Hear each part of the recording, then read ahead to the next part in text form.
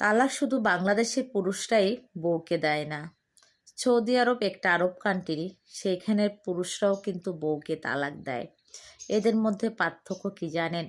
বাংলাদেশে যখন একটা পুরুষ তার বউকে তালাক দেয়, তখন গায়ের একটা জামা আর তাকে কাবিনের কিছু টাকা দিয়ে অসম্মান করে বাড়ির থেকে বের করে দেয়া হয়।